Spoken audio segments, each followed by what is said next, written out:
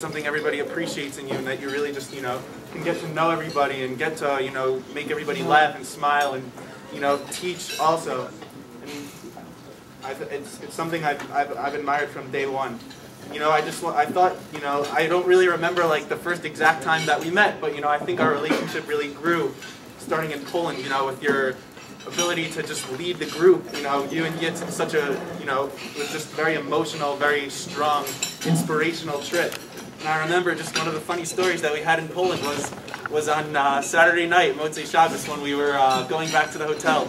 We went to the elevator, and we were trying to get quickly, to our room, so we stacked Rav Dovi, Rivner, Nachum, Nachum wasn't there, but Shalom, Sammy, me, Andrew, a lot of people in there.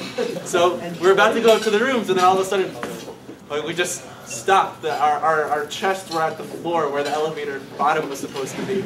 And I just remember the walls quickly fogged up. Everything just got really bad really quickly. Andrew had a bowl of food. We thought we were going to have to survive on that for I don't know how long. But, you're keeping your composure, or maybe not so much. I don't know, that was one of the funny memories I have from Poland.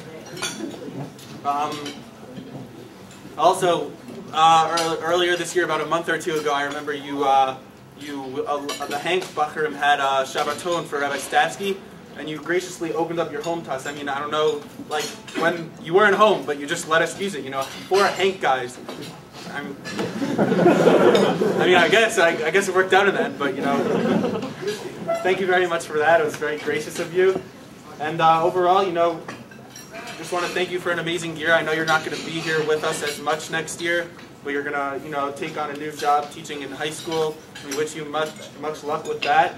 And I know you'll be able to keep up a kesher with everybody who's here, and even me who's not going to be here. I'm sure we'll be in touch. And I just want to say that we'll miss you a lot. And thank you very much for everything.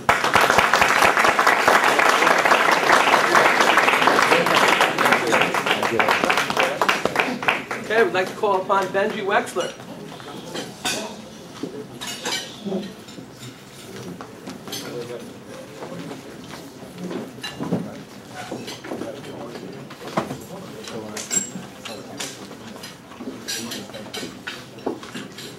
Rav Yoel, who was my Sholem Eshi for afternoon Seder this year, had a profound effect on my Shana Aleph, and I think many other Shana Aleph guys share the same sentiment.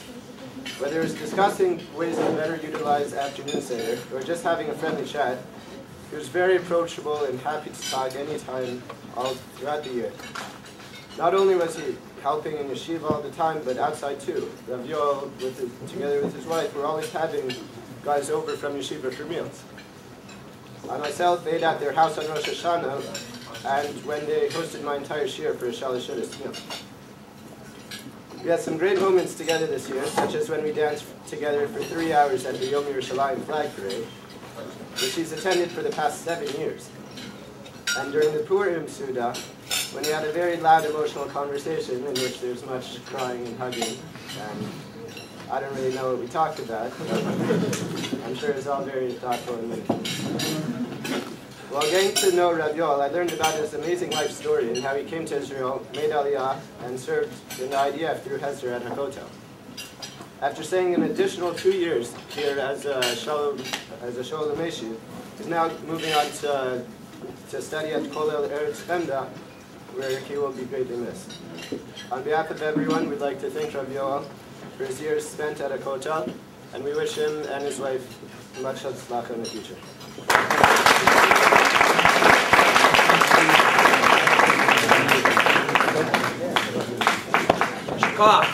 We want to call upon now Ari Rubin.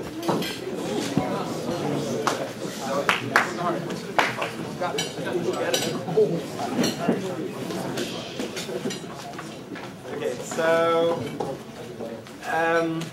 yeah. The person I was asked to speak about is our good friend David Gross.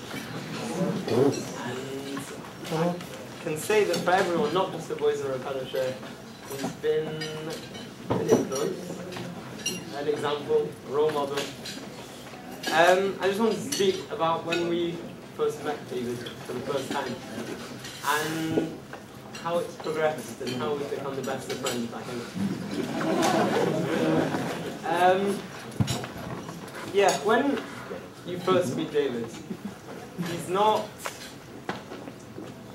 as I see him now. You walk into the base and he's sitting there and he's hard at work. And I don't think as a yeshiva boy that's just coming to yeshiva, you really appreciate just how amazing he is. I think the same goes for him being also Mesibat as well. I think with the word Mesibat being to answer, we kind of expected him, when we asked him a question about the Gemara, to just answer it. That's not his style, to say the least. We'll ask him a question in the Gemara, and he'll be like, look it up. Thank you. Yeah. He'll ask us to look it up, he'll tell us to do the effort himself, he'll tell us that we shouldn't be born with a silver spoon. And I guess that after 9, 10, however many months I've been in yeshiva, I can't stress how much it's helped us. I know we didn't realize it at the time, and we got into many fights about what's going to help us achieve the Gemara quicker. I'm sad to say you were right.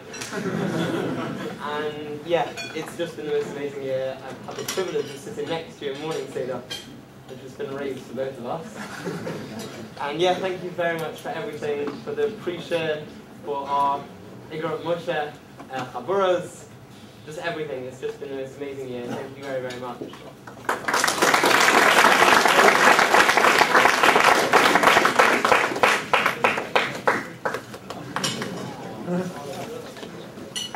Oh, if you want to call upon your own drink.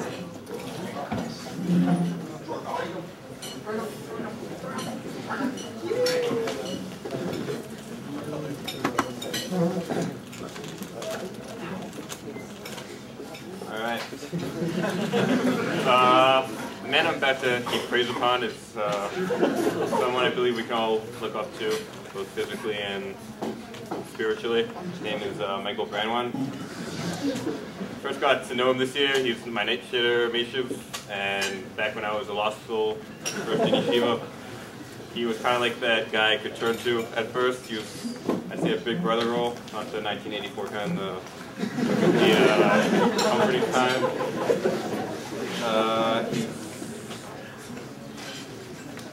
You know, you can always turn to him for anything. It could be learning, it could be advice, it could be just schmooze. In the back, it could be midrash. You can just go to him. He'll always be there. We all found out his home is open anytime you want to go there. I've been there multiple times this year. It's always been a lot of fun.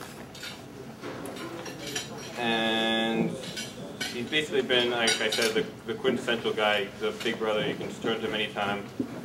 And he's basically always there. I just want to thank you very much for everything. It's really been like a role model to me this year, and I'm sure to everyone else. We had a great night Seder Chabura. I think we were the only ones to have food. That's bud. And that's basically, I just want to thank him again for everything.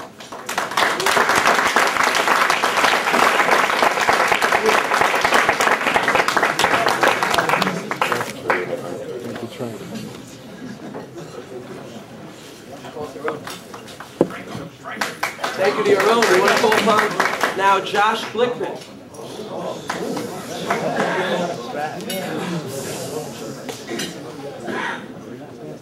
One thing that I think that we all learned, but I really feel that I learned about Rav Elon this year, is that while he's sitting in the base every day between those pillars, strengthening the pillars, strengthening us, creating that environment for us where it's comfortable to learn and grow.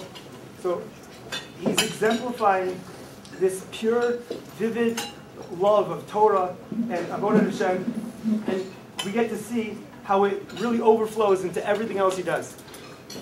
Whether it's getting invited to his house time and time again for a vad, and when he was a Sholem Meshiv for the Israelis, it doesn't matter, he'll give the vad in Hebrew. Whether it's the countless Shabbat meals that we get to eat by him, planned or unplanned, we get to see a little glimpse at a home that's built by someone who loves Torah and has Avodat Hashem. And it really permeates into us, and it makes us want to build a home like that. And the other side is that his presence, his constant presence in the Beit Midrash, whether he's learning on his own or with a chavrusa, or he's giving a shir, or a chabura, or a discussion group, no matter what, we get to see that he's always there. He's always makes himself available to us to answer our questions. And he doesn't just answer questions the way anyone else would. He answers them because of his love of Torah and of Avodat Hashem. And what he does is he won't assume that he knows what you're about to ask until you've definitely finished your question. He doesn't think that he's heard all of the questions before, and this is just another person asking it. When you ask it, it's your question, and he's going to answer it for you. And it comes clearly from a deep love of you and a desire that you should grow and that you should understand and that you should push yourself and that you should raise your bar. So I wanted to thank you that just by your example, you make us love what you love and you make us want to inspire others to love what they love.